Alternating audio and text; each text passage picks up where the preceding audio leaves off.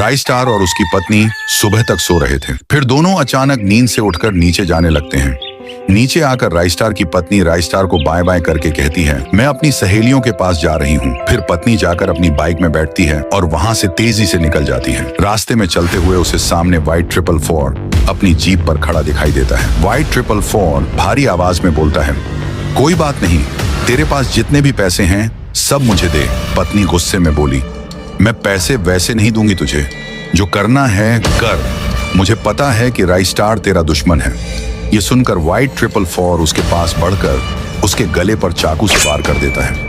कुछ देर बाद राय स्टार भी घर से बाहर निकलकर अपनी कार में बैठता है और उसी रास्ते से जाने लगता है जहां उसकी पत्नी को व्हाइट 444 ने मारा था। वहां पहुंचकर राय स्टार अपनी पत्नी को जमीन पर गिरा देखता है। वह कार रोककर तुरंत दौड़ता है और पत्नी को उठाकर हॉस्पिटल ले जाता है। नर्स अच्छे से चेक करने के बाद राय स्टार को बताती है, इनके सिर में गंभीर चोट है, ऑपरेशन के लिए 10 करोड़ रुपए लगेंगे। ये सुनकर राय स्टार पैसों का इंतजाम करने अस्पताल से बाहर निकलता है।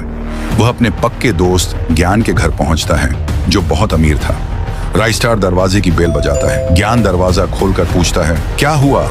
राय स्टार रोते हुए बताता है, यार मेरी पत्नी पर बीच सड़क पर हमला हुआ है, नर्स उसे बचाने के लिए 10 करोड़ मांग रही है। ये सुनकर ज्ञान बोलता है, मेरे पास कोई पैसे वैसे नहीं है यार, यहाँ से चला जा। राय स्टार धीमी आवाज में ठीक है कहकर अपनी कार की तरफ जाता है, लेकिन वहीं रुककर सोचने लगता है, इसको बिजनेस में बहुत फायदा हुआ है, फिर झूठ क्यों बोल रहा है। राय स्टार गुस्से में घर के अंदर घुसता है और आवाज लगाता है, ज्ञान।